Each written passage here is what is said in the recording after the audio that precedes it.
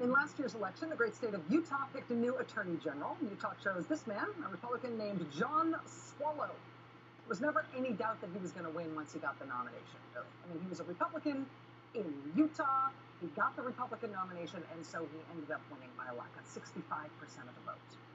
But then, John Swallow was in office for less than 1 week. John Swallow was in office for 6 days, to be exact, before he had to start fighting calls for his immediate resignation. From the very start of his time in office, he faced serious ethics allegations. One of the many, many allegations against him was that while he was a deputy attorney general, he allegedly acted as an intermediary for helping a Utah business owner arrange a bribe.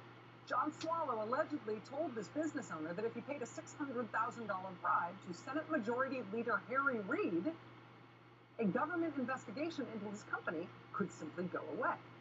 So the businessman took John Swallow's advice, made a down payment on his bribe.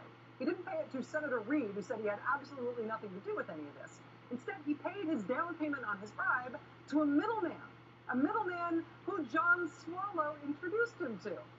So this guy pays the middleman, but wouldn't you know it, the investigation into his company goes ahead anyway.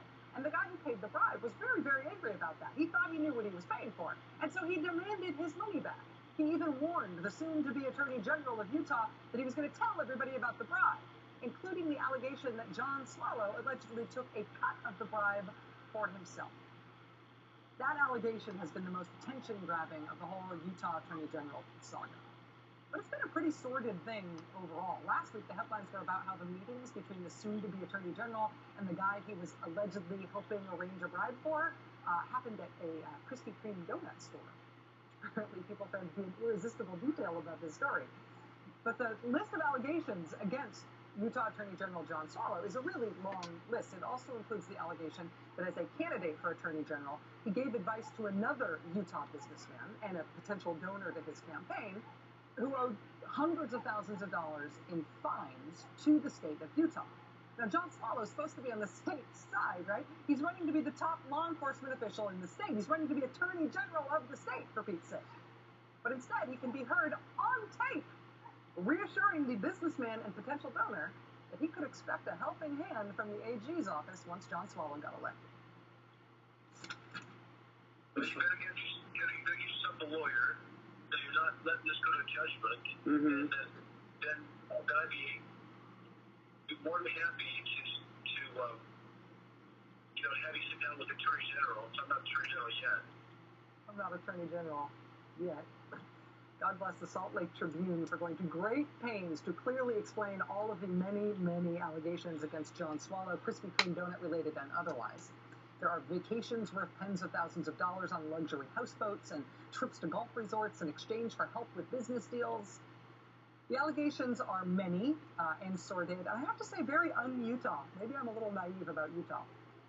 At the end of last month, less than a year after his sweeping landslide victory in the 2012 election, John Swallow resigned as Utah Attorney General. He maintains his innocence against all of these allegations, and yet he became the first Attorney General in the history of Utah to resign his office, and in so doing, he cited the many allegations against him and his desire to clear his name. Since his resignation last month, Utah has had just an acting Attorney General who has held that seat while the governor of the state has tried to figure out how to permanently replace the guy who resigned in disgrace.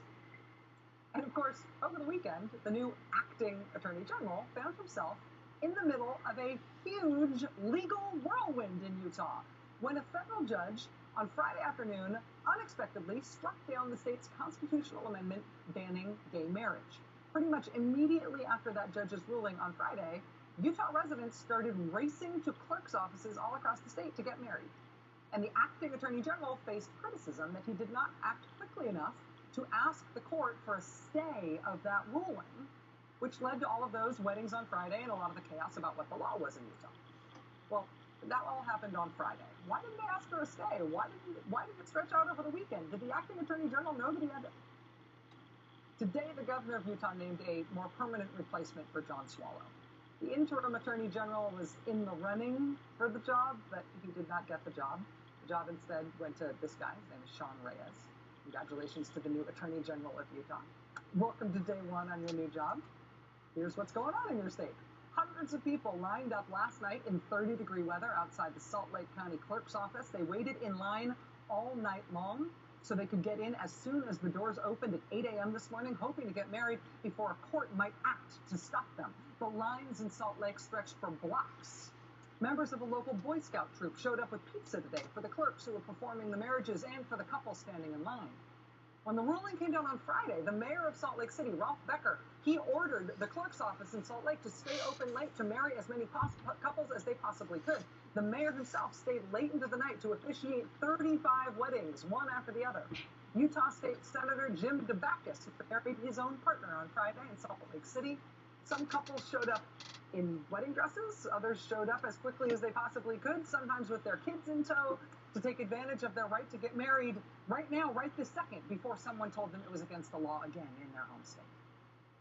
There were reports today that, in addition to those Boy Scouts, showed up with coffee and donuts for the couples and the clerks. Also, Christmas carolers serenaded the waiting couples. We are right now, tonight, awaiting another ruling on the marriage equality decision in Utah. We are awaiting a ruling from a federal appeals court on whether or not those hundreds of couples who were married after this decision on Friday will be told that they have lost that right once again. That ruling could come down any minute tonight.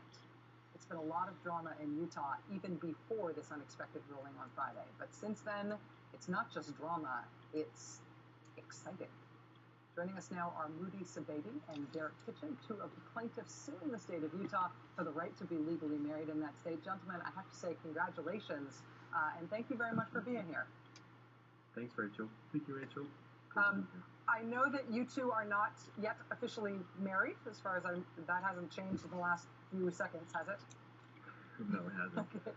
Everybody else who filed from Friday to today is, do you have any sense of whether or not people believe those marriages are going to stand, even if the courts act to stay the earlier decision? Did that at all affect your own decision about whether or not to act yet? Well, for us, we want to wait and see what the courts are going to do. We're currently waiting on the 10th Circuit Court in Denver. They've been requested twice to stay our decision from Friday, and they've rejected it twice. So we're optimistic that come 1 or 2 days from now, they will also reject it again.